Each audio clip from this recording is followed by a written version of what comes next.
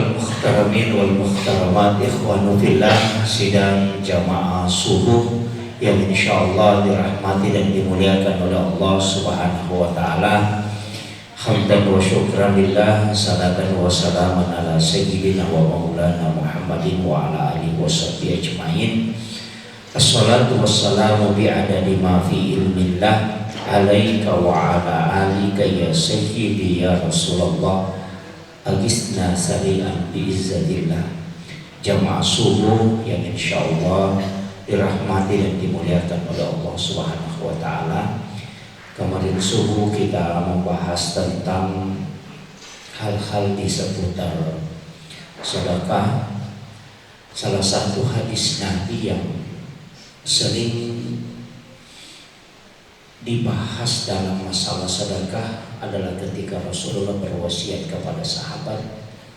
Beliau mewasiatkan kepada para sahabat-sahabatnya dan umatnya, wadahu mardakum bis sedekah, obatilah penyakitmu dengan sedekah. Tidak banyak hadis yang mendahulukan manfaat sebelum perintah. Dari sekian banyak hadis yang kita sering temukan, itu jarang ada hadis mendahulukan manfaatnya sebelum dia menjelaskan perintahnya. Tapi tentang sedekah, tentang penyakit itu bisa disembuhkan dengan sedekah, Nabi mendahulukan manfaat ketika dia mengatakan dawu mardakum, obati penyakitmu bis sedekah, dengan sedekah. Artinya apa? Ulama kita mengatakan, menjelaskan tentang hadis ini, bahwa ketika ada sesuatu yang mendahulukan manfaatnya, maka itu adalah satu kepastian diberikan oleh Allah Subhanahu wa taala. Kadang-kala yang lebih dulu itu adalah perintahnya dulu, baru manfaatnya di belakang.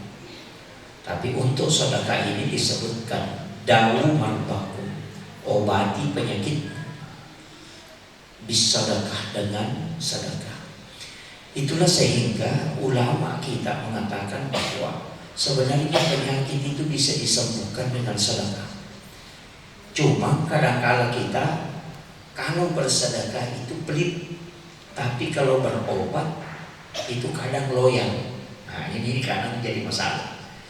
Kalau ke dokter kadang kita berani bayar sampai 10 juta untuk berusaha untuk sembuh.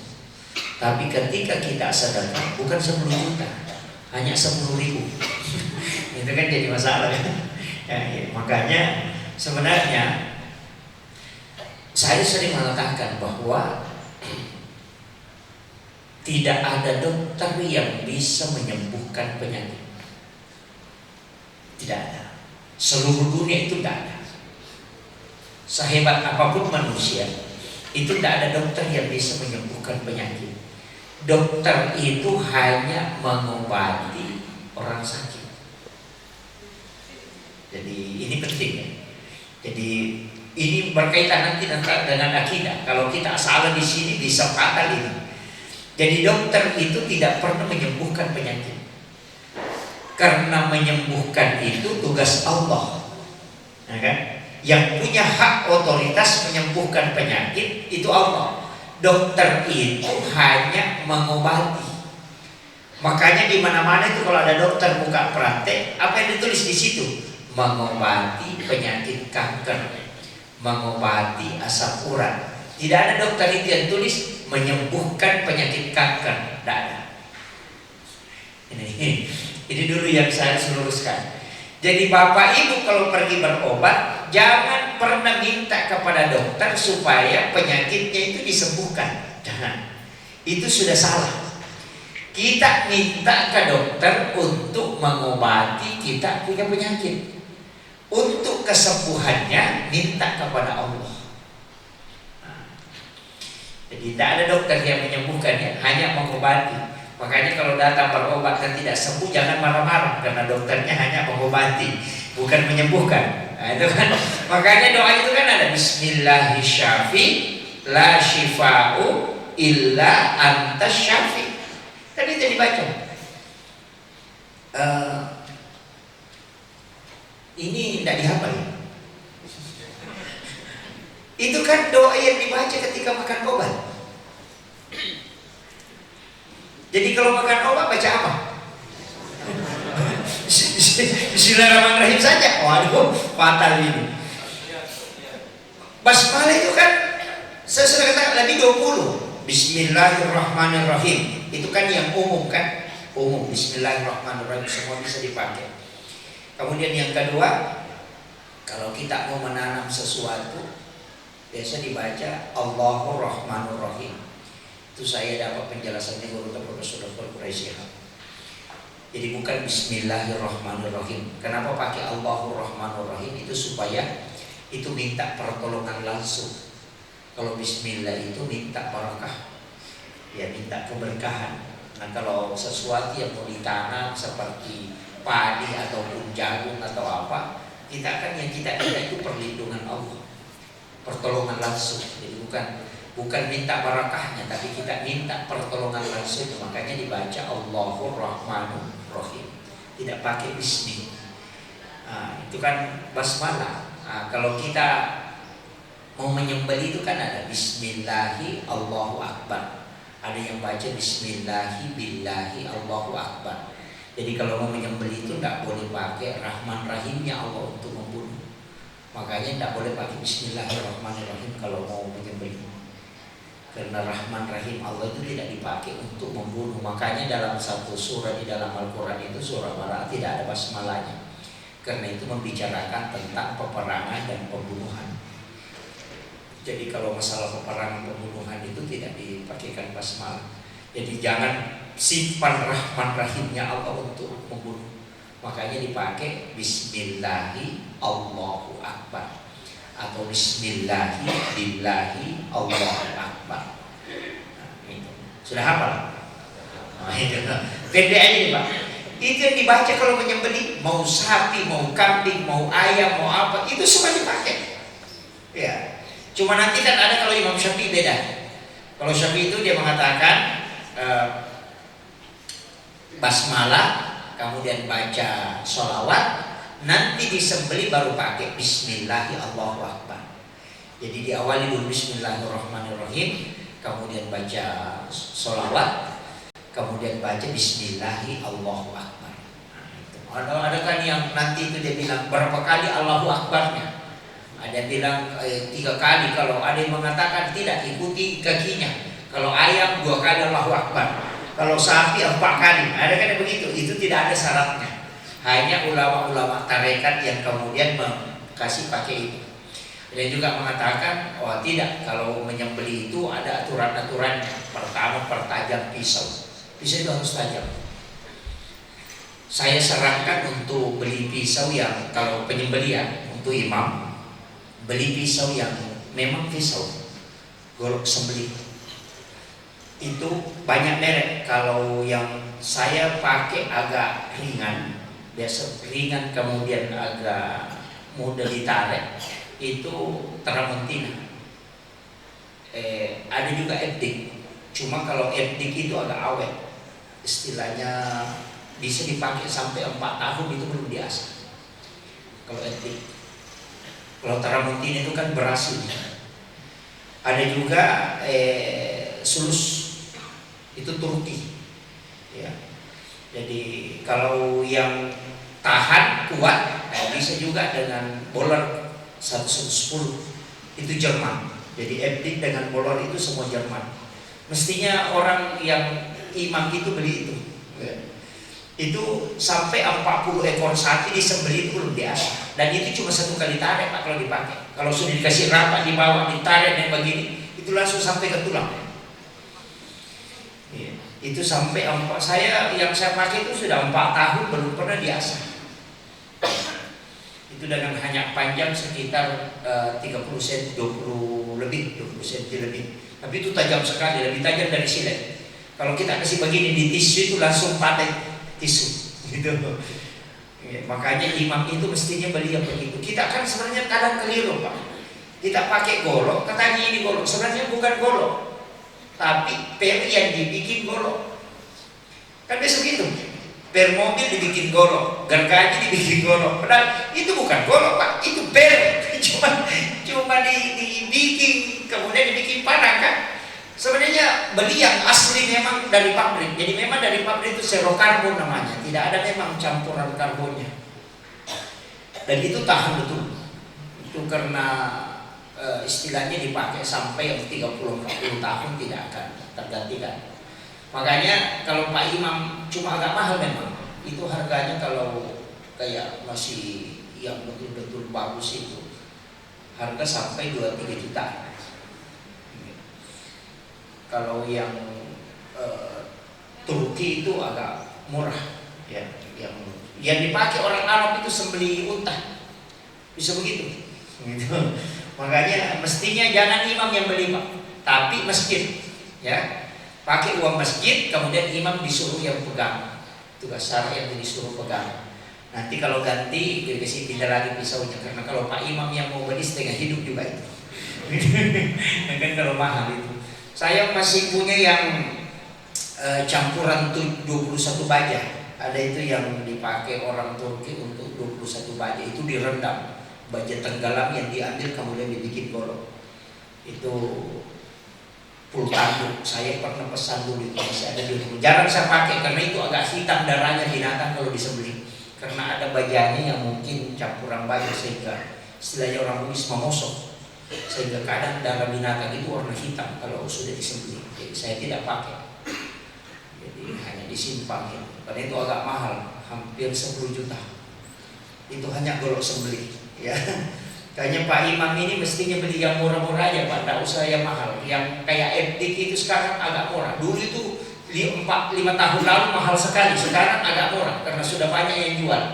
Itu beli Pak. Itu kalau dipakai menyembelih itu cuma kayak kita iris batang pisang itu, saking lembutnya itu dipakai. Nah, kadang imam itu menyembelih Pak, itu kayak giginya itu. Itu tidak boleh menyiksa binatang ya, makanya cari yang paling tajam, itu enak sekali. Kemudian itu tidak, biasanya itu enak sekali karena dia pakai honing. Itu pengasahnya itu kayak jadi telunjuk besarnya, kemudian agak panjang. Itu cuma dikasih begini 4 kali, baru cari celana kain lepais, kemudian digosokkan ke kain lepais itu 3 kali, itu sudah bisa dipakai 4 tahun tidak diasah.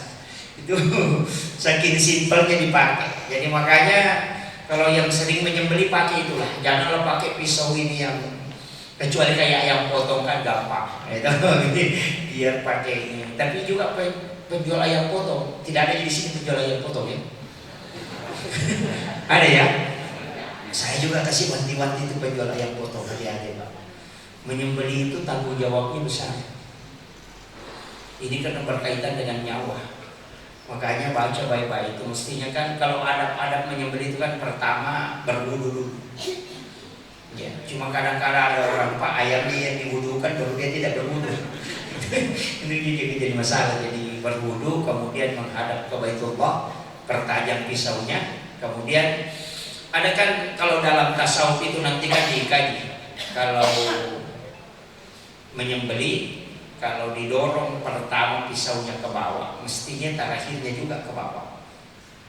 Kalau ditarik ke atas pertama, mestinya juga penutupnya itu ke atas.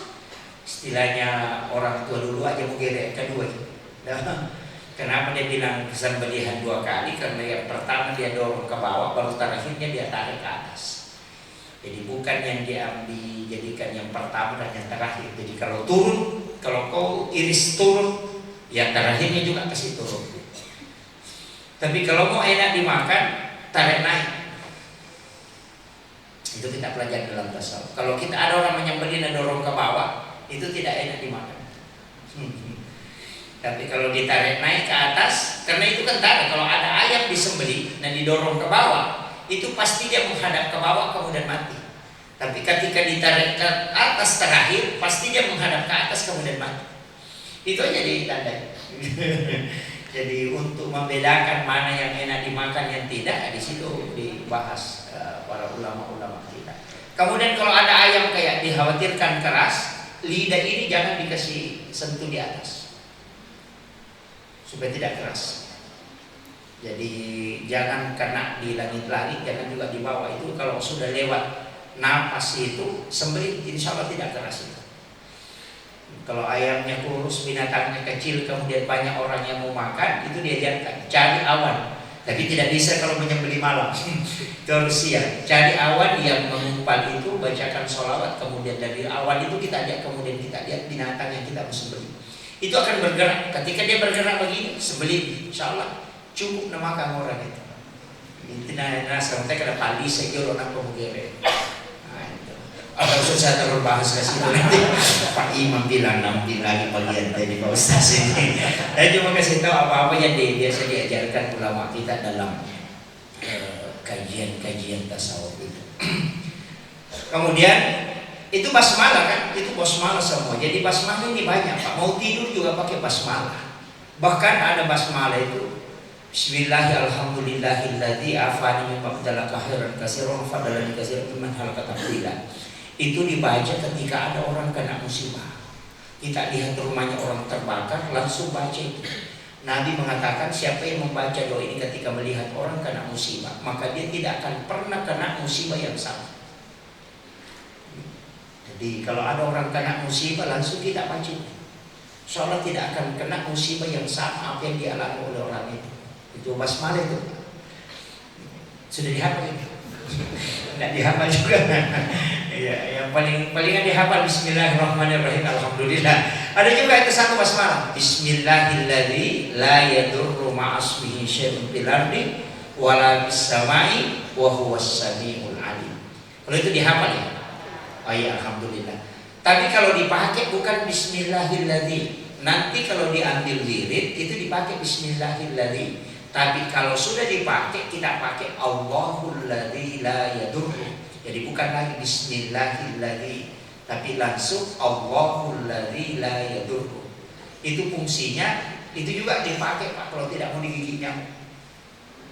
Orang yang baca itu tidak akan digigit nyamuk. Saya tinggal di pondok itu lebih 20 tahun, tidak pernah pakai kalamu sama bayi. Itu karena diajarkan guru itu. Dulu saya perhatikan itu Pak Kiai bawakan pengajian, tidak pernah nyamuk singgah tidak pernah ada nyamuk. Kita kadang suruh ketemu nyamuk begini, usir begini, dia tidak pernah disinggahi nyamuk pun tidak. Saya tanya apa dibaca, dia bilang cukup baca ini. Allahul ladzi la yadurru ma'asmihi syai'un fil ardi wala fis samai wa huwas samiul alim. Tanpa bernapas. Kemudian tiupkan, usapkan ke badan. Insya Allah kalau tidak digigit nyamuk. Caranya dipakai itu. Sebenarnya kan ini doa dibaca. Ini kan hari Jumat Pak. Nanti kita baca. Selesai sholat Jumat, jangan merubah posisi dulu. Baca surah Al-Fatihah 7 kali, surah Al-Ikhlas, Al-Falaq, An-Nas itu masing-masing 7 kali. Ayat kursi 7 kali, baca Bismillahilladzi la yadurru ma'asmihi syai'un fil ardi wala fis samai wa huwas samiul alim 7 kali.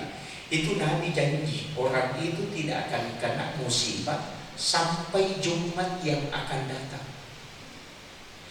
Itu benar bilang orang Buddhis, pala itu susunan Nabi tak.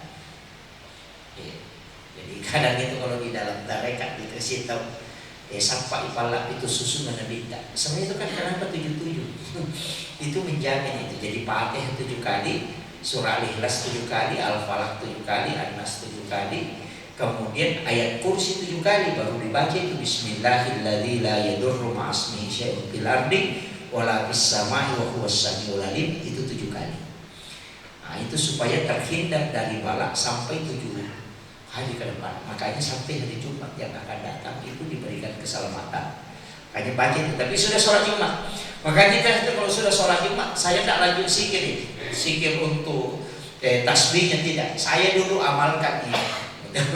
Nanti selesai itu kadang baru saya baca zikirnya. Jadi ini penting saya sampaikan, itu untuk keselamatan. Dan itu bukan untuk diri kita saja, itu untuk kampung. Kalau di suatu kampung itu ada yang ancaman, misalnya ada orang yang mau masuk menyerang atau hama atau penyakit masuk ke kampung itu, maka kita dianjurkan oleh Nabi membaca ini. Karena ini akan dibentengi malaikat, kampung itu akan dibentengi para malaikat. Makanya guru tak di Mangkoso itu di Darul Dakwah Irsyad itu mengajarkan itu kepada santri itu dibaca. Jadi setiap selesai sholat Jumat itu langsung baca itu, untuk membentengi itu. Jadi sebenarnya kampung kita kalau mau dijaga dari musibah, dijaga dari yang bisa merusak, baca. Ya, diamalkan itu di setiap hari Jumat itu amalkan. Cuma kadang-kadang kita kalau sudah sholat Jumat buru-buru pulang, padahal di situ waktu paling mustajabah.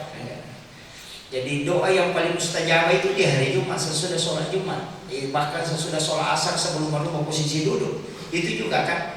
Makanya mulai Kamis sore, malam Jumat ketika khatib duduk di atas mimbar, nanti kalau khutbah Jumat ketika khatib duduk di atas mimbar itu pintu lagi dibuka. Di situ berdoa. Hanya kita dianjurkan itu berdoa di situ. Bisa membaca sejilid istighfar, bisa juga bersolawat kepada Nabi. Iya. Kemudian sesudah sholat asar sebelum merubah posisi duduk itu juga doa mustajabah di situ. Jadi kalau hari Jumat ini manfaatkan betul untuk berdoa. Kemudian kemarin subuh saya sampaikan bahwa ada satu bacaan sholat itu berubah gara-gara sedekah. Itu kisahnya begini. Sayyidina Ali itu pernah pergi berdakwah 3 hari baru pulang. Pas pulang dari berdakwah itu mendapati anaknya di rumah itu menangis. Sayyidina Hasan dan Husain itu menangis. Kemudian dia tanya istrinya, kenapa anak kita menangis? Kemudian mengatakan, anak kita setengah hari belum makan. Ini Sayyidina Ali, menantunya Rasulullah itu dan anaknya Rasulullah, cucunya Nabi itu tidak makan. Itu karena kesederhanaan beliau. Kemudian Sayyidina Ali mengatakan, oh kalau begitu saya punya uang, saya ada uang 6 dirham, nanti saya belikan anak-anak kita makanan. Berangkatlah dia ke pasar. Tidak jauh dari rumah yang dia tempat itu dia tinggalkan, ada orang di pinggir jalan itu duduk pengemis. Dia kasih tahu, wahai anak muda, bisakah engkau membantu aku? Saya butuh uang untuk makan. Saya sudah 3 hari tidak makan. Sayyidina Ali langsung terketuk hatinya. Anak saya baru setengah hari tidak makan sudah menangis. Kalau ini sudah 3 hari. Dia ambillah uang 2 dirham, baru dia sedekahkan. Kalau kita Pak, pasti tidak sedekah. Anak kita menangis di rumah, dia bentar-bentar dia minta uang. Tapi Sayyidina Ali itu sedekah. Dia kasih 2 dirham dengan harapan masih ada 4 dirham. Kemudian melanjutkan perjalanan. Tidak jauh dari situ ada lagi orang yang duduk di atas batu. Itu duduk sambil baring, kemudian memegangi perutnya dan mengikat perutnya dengan kain. Kemudian saya bertanya, apa yang kau lakukan? Dia mengatakan, saya sudah 5 hari tidak makan. Sayyidina Ali kasihan, kemudian dia sedekahi lagi 2 dirham, tinggal 2 dirham. Dia mengatakan, cukup nanti anakku yang saya belikan makanan. Pas dia jalan terus, mau masuk ke pasar, ketemu orang yang pegang tali kambing, tapi itu talinya dia sudah lilitkan ke badannya. Kemudian dia baring di atas pasir, sampai seluruh badannya itu penuh dengan pasir. Sayyidina Ali mengatakan, apa yang kau lakukan? Kenapa kau menyiksa dirimu? Dia mengatakan, saya tidak menyiksa, ini saya punya kambing, saya mau jual, tapi tidak mau laku-laku. Dan saya ini sudah 1 minggu tidak makan, kehabisan makanan. Ini yang kami mau jual, tidak mau laku. Kemudian Sayyidina Ali mengatakan, kau tunggu saya di sini. Masuklah Sayyidina Ali membeli roti di dalam pasar. Kemudian roti itulah dia suapkan kepada orang tadi, sampai dia bisa duduk. Setiap Sayyidina Ali itu ketika dia suapi orang ini selalu bertanya, sudah kenyang? Dan selalu bilang, belum. Dengan harapan kalau ada nanti dia sudah kenyang, sisanya itu yang saya kasih pulang untuk anak-anakku. Tapi nanti habis roti itu baru dia bilang kenyang sudah. Maka Sayyidina Ali cuma diam. Kemudian dia bilang, mudah-mudahan nanti ada di rumah neneknya. Dia mau ke rumah Rasulullah. Pas mau tinggalkan, orang tua ini tadi bilang, bisakah saya minta tolong kepada ini kambing saya jual tidak mau laku-laku. Saya minta kepada engkau yang jualkan. Sayyidina Ali membawa kambing itu dan pulang melapor ke istri sebelum ke rumah Rasulullah. Ketika dia sampai di rumah, itu Fatimah itu membuka pintu dan dia gembira sekali karena uang 6 dirham, suaminya bawa pulang kambing. itu yang membuat dia senang. Tapi dia bilang, ini bukan kambing kita, ini amanah yang saya harus jual. Dia mengatakan, saya mohon maaf, uang yang 6 dirham tadi saya mau belikan makanan, itu ada yang lebih membutuhkan dan saya sedekahkan. Apa kata istri? Kata Fatimah. Dia mengatakan, alhamdulillah, itulah yang benar-benar milik kita. Coba, itu karena didikannya Rasulullah. Kalau istri kita Pak, ya sudah diomelin, suruh pergi Bali dan tidak ada bawa pulang sudah. Semua penyakit 5 tahun lalu muncul semua itu makanya. Tapi karena anaknya Rasulullah mengatakan, nantilah kami akan carikan, mudah-mudahan ada untuk di rumahnya kakeknya. Dan ternyata ketika Sayyidina Ali mau berangkat ke rumahnya Rasul dengan membawa kambing ini, tiba-tiba ada orang di atas unta itu ketemu di tengah jalan, dan itu mencegat Sayyidina Ali. Dia periksa di kambing, mulai dari kepalanya sampai ekornya sampai kakinya, baru dia mengatakan, inilah kambing yang dari dulu nenek kami berpesan, kalau menemukan kambing seperti ini beli. Mengatakan, saya minta. Kan itu sudah dikasih tahu. Sayyidina Ali itu sebelum mengambil kambing itu dikasih tahu, harga kambing ini 40 dirham. Jualnya dengan harga 40 dirham. Sayyidina Ali membawanya, dan ketika dia ketemu dengan orang ini, langsung orang itu tawar.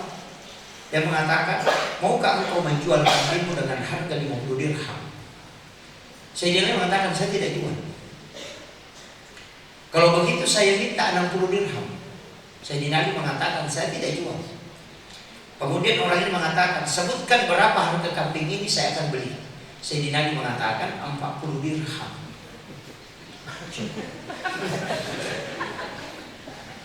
Ada kira-kira penjual 50 begitu.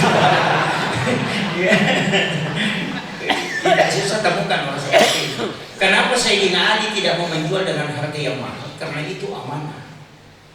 Hanya diberitahu, jual kambing ini dengan harga 40 dirham. Ketika orang minta di atasnya, dia tidak jual. Bahkan orang ini berani mengatakan, sebutkan berapa harga kambing ini, saya akan beli. Tapi Sayyidina Ali mengatakan 40 dirham.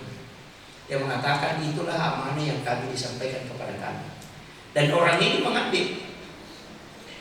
Kemudian dia kasihlah uang 40 dirham. Setelah Sayyidina Ali menghitungnya, kemudian dikasih hadiah sampai uang itu sampai 600 dirham. Dia mengatakan, ini harga kambingmu 40 dirham, tapi ini ada uang sisanya, totalnya semua 600 dirham. Ambil ini, karena saya bersyukur dapat kambing seperti ini. Sayyidina Ali itu memisahkan uang itu, kemudian dia kembali cari pemiliknya itu tadi. Dia temukan di atas batu itu dekat pasar dulu. Dia kasih uang yang 40 dirham. Setelah dia mengatakan, hitung uang. Dia hitung cukup, kemudian dia ambil itu sisanya, mengatakan, ini ada uang hadiah kambingmu 600 dirham. Saya tidak mengambilnya karena itu adalah hak. Jadi Sayyidina Ali itu mengatakan, seandainya orang itu mengatakan, ini kau ambil untukmu, tapi Sayyidina Ali itu mengatakan, ini hadiah, berarti kambingmu yang punya hadiah, bukan saya. Itu saking jujurnya Sayyidina Ali. Kalau kita di sini biar ini yang 40 dirham masih miring kepalanya itu kan banyak. Kemudian disitulah pas Sayyidina Ali berdiri, dia itu sudah mendengarkan Bilal azan. Sayyidina Ali kaget karena tidak pernah Sayyidina Ali itu masbuk dalam sholatnya. Tidak pernah masuk. Dia mau berlari itu pulang, kemudian ditahan punggungnya oleh orang tua ini tadi. Wahai anak muda, berhenti sejenak. Baru dia tanya, tahukah engkau siapa yang minta uang tadi dekat rumah? Saya mengatakan, saya tidak tahu. Orang ini mengatakan, itu saya. Tahukah engkau orang yang baring di atas batu itu, yang mengikat perutnya dengan kain? karena alasan lapar. Sayyidina Ali mengatakan, saya tidak tahu. Dia mengatakan, itu adalah saya. Sayyidina Ali itu mulai kaget. Ini orang itu yang pertama tadi itu, tapi wajahnya lain. Tahukah kamu siapa yang orang di atas unta kemudian turun membeli unta, membeli kambing itu yang kau jual? Sayyidina Ali mengatakan tidak. Dia mengatakan itu adalah saya. Sayyidina Ali mulai kaget. Kok orang ini bisa sama di 3 tempat? Kemudian ada orang itu mengatakan, wahai Sayyidina Ali, aku adalah malaikat yang diutus oleh Allah menguji keimanan. Itu dikasih tahu. Aku adalah malaikat yang diutus oleh Allah menguji keimanan. Ketika engkau kekurangan, engkau masih bisa bersedekah dan engkau jujur, maka ini uang yang kau serahkan ke sini, ini bukan uang. Saya tidak butuh dengan ini. Ini hadiah langsung Allah kepadamu. Dengan 6 dirham itu Allah menggantikan 600 dirham seketika. Maka diberikanlah Sayyidina Ali. Sayyidina Ali itu cuma mengambil, itu tidak tersenyum dan tidak masuk lagi ke pasar. Justru dia menangis. Kenapa? Dia berjalan itu karena menyesal. Ya Allah, gara-gara harta ini yang kau berikan kepada aku, saya ketinggalan sholatnya, tidak mendapati takbir pertamanya Rasulullah. Itu tidak sebanding ya Allah. Itu yang membuat Sayyidina Ali menangis. Jangan sampai saya tidak mendapati takbir pertamanya Rasulullah. Maka dia berjalan itu mau berlari, kemudian dia mengingat wasiat Rasulullah. Ketika engkau terlambat menuju ke masjid untuk menunaikan sholat, maka jangan berlari. Berjalanlah sebagaimana biasanya. Maka di dalam hatinya itu selalu berdoa, ya Rabb, tidak ada gunanya harta rezeki yang kau berikan ini ketika aku tidak mendapati takbir pertamanya Rasulullah. Dan ternyata ketika Sayyidina Ali sampai di masjid, kemudian dia berwudu, itu ketika Nabi sudah keluar. Sayyidina Ali itu kan tempatnya di bagian samping. Makanya kan ada itu Ibnu Abbas, kemudian Abu Bakar, kemudian Umar, ada Utsman, kemudian ada Sayyidina Ali. Ada orang cari meratahnya itu. Dia di mana duduk, di posisi duduknya Sayyidina Ali, di situ dia duduk. Ketika Nabi keluar dari rumahnya, langsung melihat wajahnya Sayyidina Ali. Itu yang dirindukan Sayyidina Ali. Tapi ketika Nabi keluar, dia melihat Sayyidina Ali tidak ada di situ. Makanya dia kasih tahu Bilal, jangan dulu kamar. Kemana Ali? Barusan dia terlambat. Kemudian sahabat mengatakan, kami tadi melihatnya, jangan buru-buru. Rasul mengatakan, tunggu dia sejenak. Kemudian Nabi kembali masuk.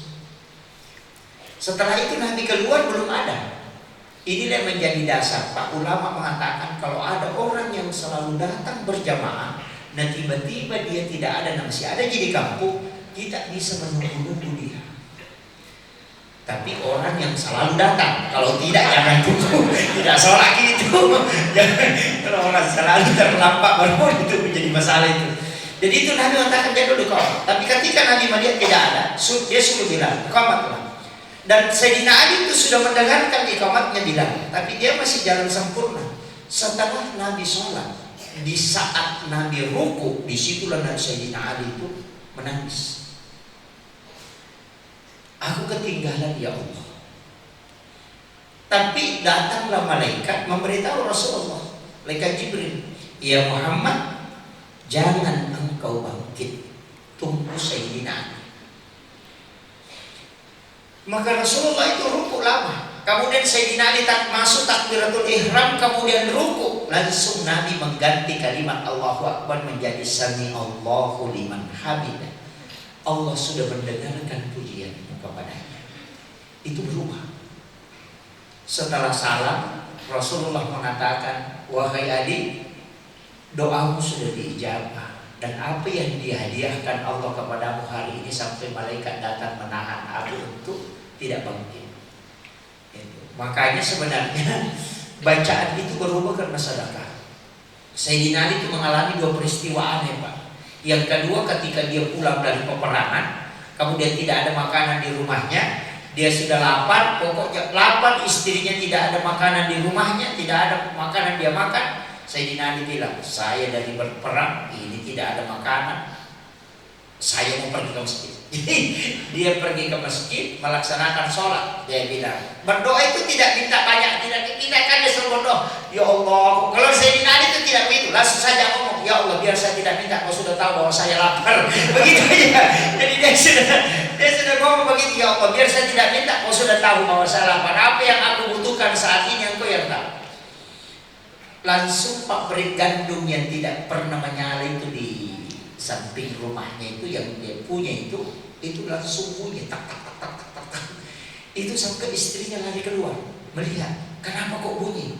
Langsung gandum itu mengalir, mesin itu jalan sendiri, penggilingan itu jalan sendiri. Maka dia ambil tempat wadah, semua tempat yang ada di rumahnya itu dia sudah ambil, dia pakai untuk menada itu masih terus jalan. Sampai itu dia khawatir karena sudah tumpah-tumpah, tidak ada lagi tempat yang dia pakai untuk menada itu gandum yang jatuh dari penggilingan.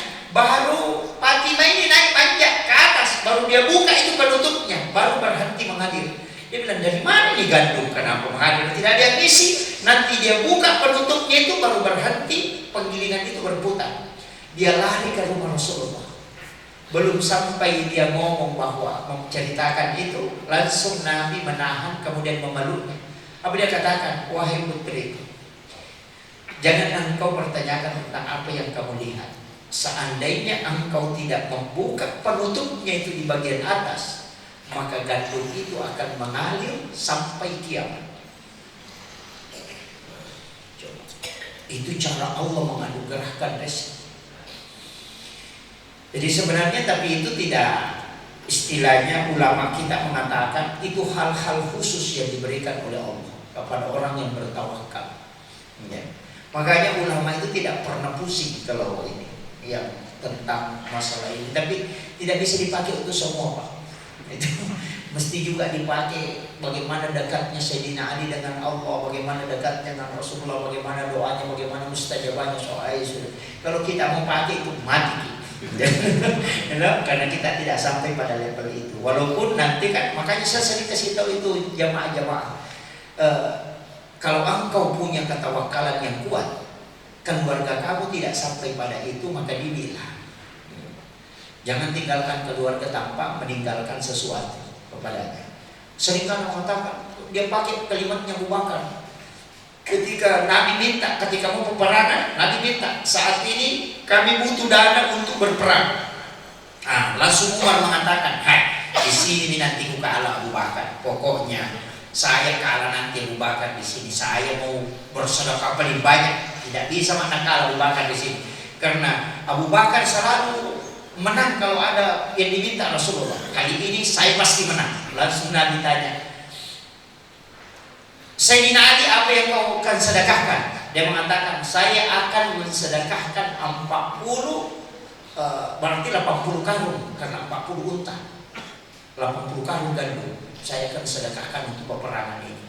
Kemudian Sayyidina Utsman ditanya, langsung Sayyidina Utsman mengatakan, saya akan bagi 3 hartaku, sepertiga untukku, sepertiga untuk keluargaku, dan sepertiga saya serahkan untuk peperangan. Langsung ketika Khalifah Umar ditanya, kau Umar bagaimana? Langsung Umar bilang, setengah saya serahkan untuk peperangan dan setengah saya simpan untukmu. Langsung ditanya, Abu Bakar, berapa yang kau sedekahkan? Abu Bakar bilang, ambil semua ya Rasulullah.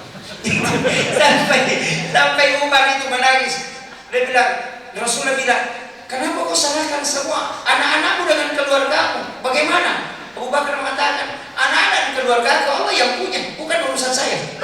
Semua ambil ya Rasulullah. Pokoknya mulai garamnya, pokoknya ambil semua. Jangan ada yang kau sisa ya Rasulullah.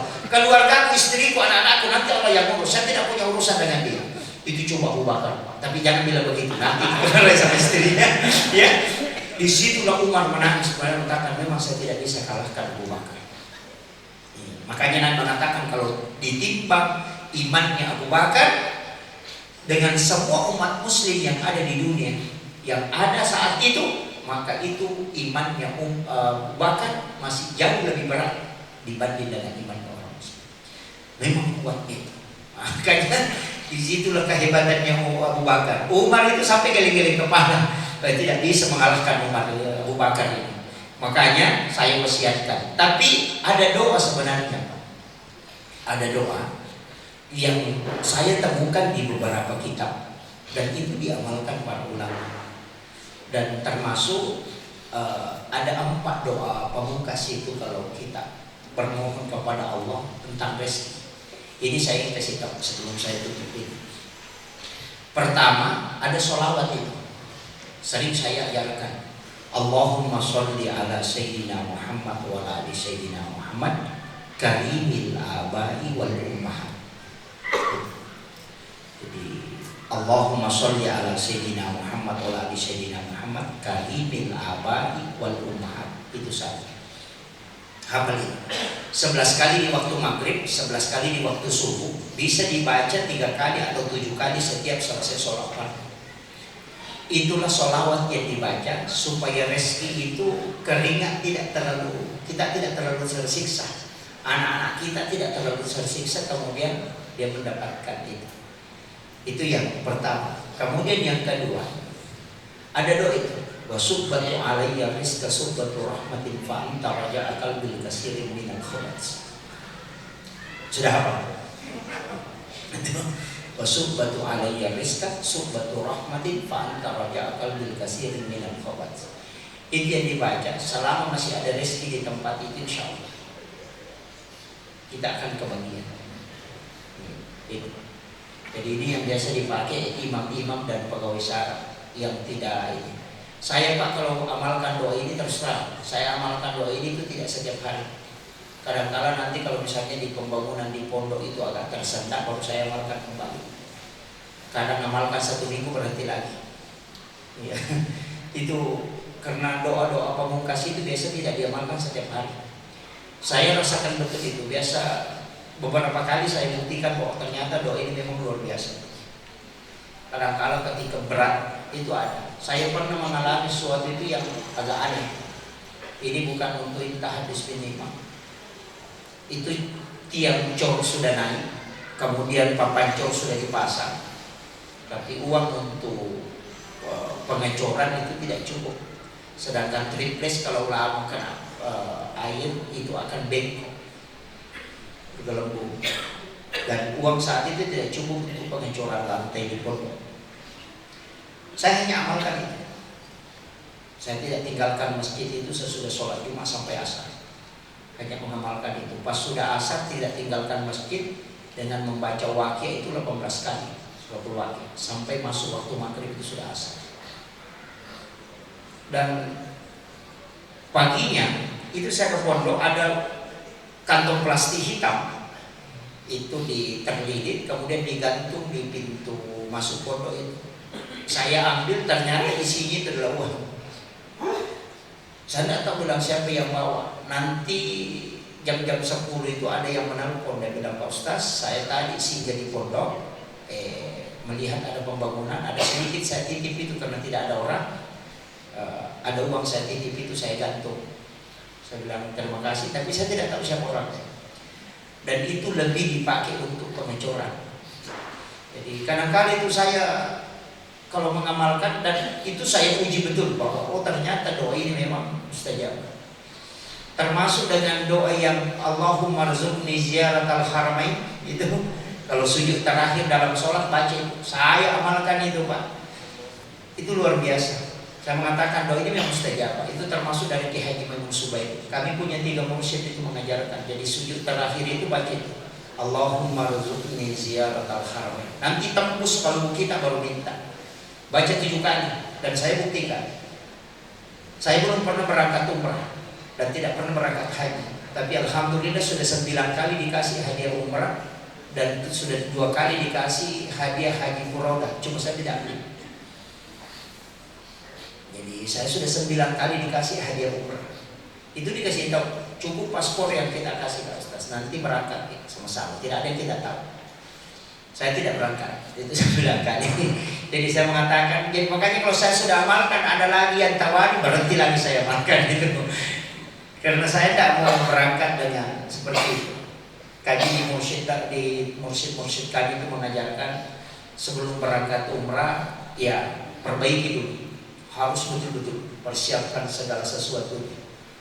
apakah engkau mau mengunjungi Rasulullah dan apakah Nabi sudah mengizinkan engkau datang untuk menemuinya? Itu kalau kita di tarekat itu dikasih tahu sama. Kalau dia masyarakat tidak usah pakai itu. Kalau ada yang tawari ambil aja Pak. Gitu. Ya. Saya sudah 9 kali alhamdulillah ditawari tapi tidak berangkat. Bahkan Haji Purwoda kemarin dari Kalimantan yang mengatakan langsung berangkat, tapi saya tidak ambil. Jadi itu karena berkat doa itu. Kalau saya amalkan setengah bulan, ada lagi yang tawari itu, saya berhenti lagi itu. Iya itu kan. Jadi makanya Bapak Ibu kalau mau itu bisa berangkat, terserah. Ada aja jalannya. Ya. Saya katakan dia bukan tidak punya uang, ada yang kasih, ada saja jalannya. Saya kira ini yang penting saya sampaikan. Saya cukup kasih 2 doa ya. Jangan Allahumma sholli ala sayyidina Muhammad wa ala sayyidina Muhammad karimil abai wal ummahat. Yang kedua, wasubbatu alayya rizqa subbatu rahmatin fa anta raja'atan bil katsiri minal khabat. Sudah hafal? Kalau tidak hafal mohon maaf. Ada yang mau bertanya? Kalau tidak ada kita tutup. Tidak ada ya.